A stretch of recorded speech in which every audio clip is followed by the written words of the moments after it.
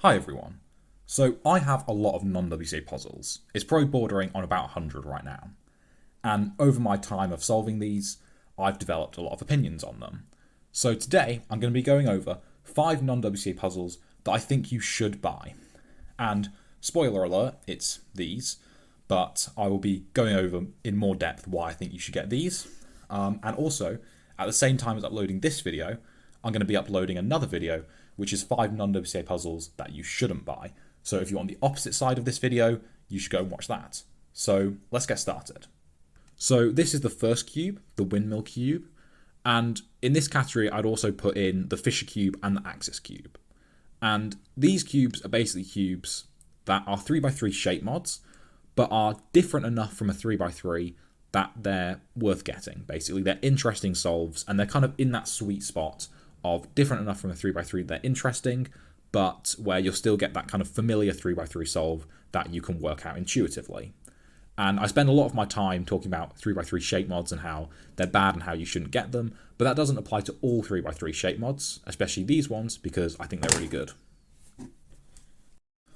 So the next cube is one that gets recommended a lot, but it's for good reason.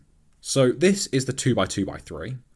And it's basically a really simple cuboid that is pretty similar to the kind of corners of a square one, basically, with this kind of in-between bit, which is a bit more complicated. Now, this is a pretty simple cube to solve, and it is a really fun solve, and it turns really well, and it's really cheap. So there's a reason this gets recommended a lot, and I think you should get it. So next up, we have the Ready Cube. And this is such a good cube. And I think it's one of the first cubes you should get if you're looking to move into non-WCA puzzles that aren't like 3x3 shape mods or something similar to that. So this cube it's a really simple solve. It's not that difficult. You'll be able to work it out super easily if you can solve a 3x3. But also, it's nothing like a 3x3 solve.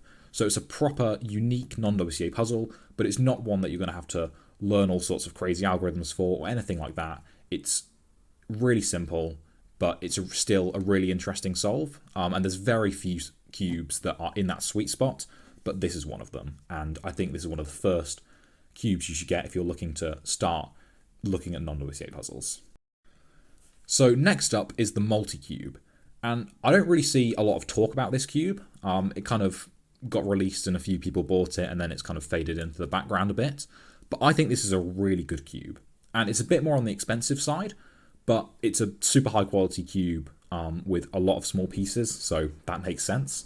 And pretty much you can solve it like a skewb, so you can do these skewb turns, but it's also a bit more complicated than that because you can do these turns as well, these kind of middle turns, or you can just bring like both of that up like that. And also you've got this kind of 3x3 inside, and if you do a skewb turn like that, it brings these 3 on the right with it. And if you do a big turn like that, it brings everything with it. So it's a really interesting cube. There's loads of interesting steps on it. It's a super interesting solve pretty much. And it's one that I think should be talked about a little bit more. So finally, we have the Rayminx. Now, when I talk about the Rayminx, I'm not talking about the Rayminx specifically, because you can't buy this from Very Puzzle anymore. But what I'm talking about is Very Puzzle cubes in general. Because a lot of cubers want a kind of centerpiece to their cube collection. And they'll often go for a big n by n cube or like a big 12-sided cube, like a Petaminx or something like that.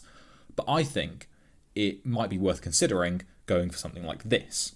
So Very Puzzle make loads of different cubes like this. And they kind of weirdly cycle through. It's like they made the Rayminx for a while and then stopped and moved on to other crazy variations of stuff. So I can't recommend any specific cubes because it's constantly changing.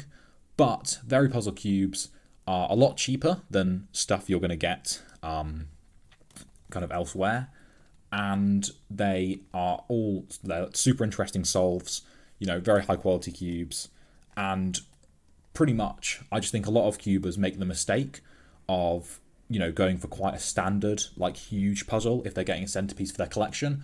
But I think oftentimes it's worth looking elsewhere and seeing what other options are available.